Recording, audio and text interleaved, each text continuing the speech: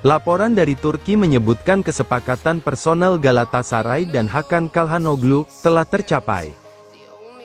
Gelandang Inter, Hakan Calhanoglu, dikabarkan telah mencapai kesepakatan prinsipil dengan juara Super League, Galatasaray. Menurut Sabah, kesepakatan verbal antara pihak pemain dan klub Turki telah tercapai. Setelah menolak pendekatan Bayern Munich tahun lalu, Calhanoglu kini membuka peluang kembali ke tanah kelahirannya.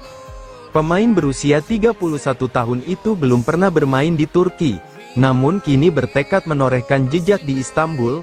Galatasaray memanfaatkan keinginan Calhanoglu dan siap membuka pembicaraan dengan Inter. Tulis laporan tersebut, klub asal Istanbul itu menawarkan kontrak mewah kepada mantan pemain AC Milan tersebut. Meski demikian, Galatasaray tidak bersedia mengeluarkan dana besar untuk biaya transfer. Inter telah menetapkan harga 40 juta euro dan tidak berencana menurunkannya. Galatasaray hanya bersedia mengajukan tawaran maksimal sebesar 20 juta euro. Lanjut laporan yang sama, menyoroti perbedaan besar dalam valuasi kedua klub.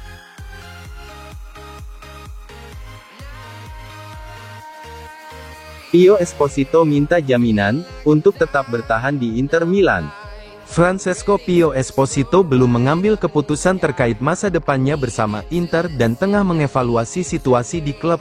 Menurut laporan FC Inter 1908, penyerang muda itu hanya akan bertahan di San Siro musim depan jika mendapat jaminan tertentu. Esposito akan berkomitmen bersama Inter hanya jika mendapat tempat di 4 besar pilihan lini depan, tulis laporan tersebut. Inter kini tengah aktif di bursa transfer untuk mencari 2 penyerang baru setelah melepas Joaquin Correa dan Marco Arnautovic. Nama Ange Yohan Boni dari Parma menjadi prioritas utama, sementara jalur menuju striker Manchester United, Rasmus Højlund, masih tetap terbuka. Kedatangan 2 pemain itu tentu akan memperkecil peluang Esposito tampil reguler.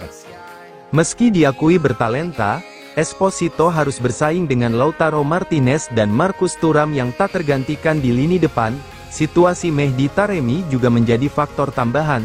Sang pemain ingin bertahan, namun klub siap melepasnya bila ada tawaran yang sesuai.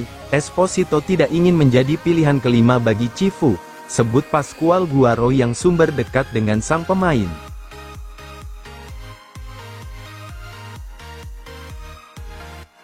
Sergio Ramos menawarkan diri ke Inter pada awal musim ini. Sergio Ramos sempat menawarkan dirinya ke Inter pada musim panas 2024 ketika Stefan de Vrij dikaitkan dengan kepindahan ke Arab Saudi. Informasi ini diungkapkan oleh jurnalis Fabrizio Romano dalam laporan terbarunya. Inter tidak tertarik dengan jenis operasi seperti ini dan akhirnya de Vrij tetap bertahan di klub, tulis Romano. Kala itu, masa depan de Vrij di San Siro sempat dipertanyakan menyusul minat dari klub-klub Timur Tengah, namun, Inter memilih mempertahankan bek asal Belanda tersebut. Penawaran diri Ramos pun diabaikan. Ramos sendiri sedang berstatus bebas transfer pada periode tersebut setelah kontraknya tidak diperpanjang.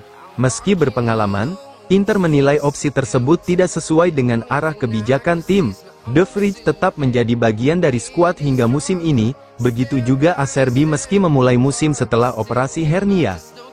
Sementara itu, kemarin Ramos bertemu Inter dalam laga perdana Piala Dunia antar klub, berhasil menciptakan gol pembuka untuk Monterrey, dengan mengelabui Acerbi yang menjaganya, ironi.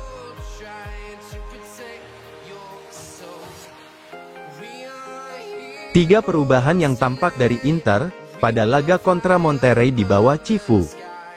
Pergantian pelatih dari Simone Inzaghi ke Christian Cifu menandai awal dari fase baru di Inter Milan. Laga perdana Cifu di ajang FIFA Club World Cup melawan Monterrey, yang berakhir imbang 1-1 memunculkan berbagai kesan. Meski hasilnya belum ideal, beberapa perubahan taktis mulai terlihat di balik kerangka permainan yang masih mengingatkan pada era sebelumnya. 1.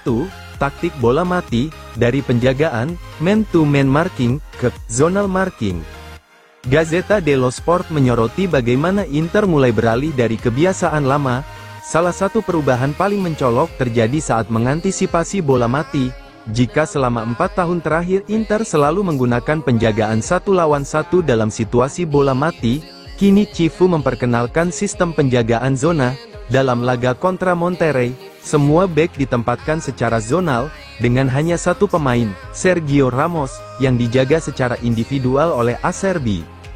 2. Pressing tinggi dan upaya mengambil kendali.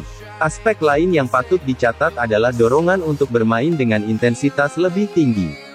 Inter berupaya menekan lebih awal dan merebut bola di area lawan. Namun, kelelahan fisik tampak masih membayangi para pemain, sisa dari musim panjang yang penuh tekanan. Gazzetta menyebutnya dengan nada sindiran sebagai warisan dari kelompok kerja sebelumnya. 3. Fleksibilitas formasi, tak lagi terjebak di formasi 3-5-2.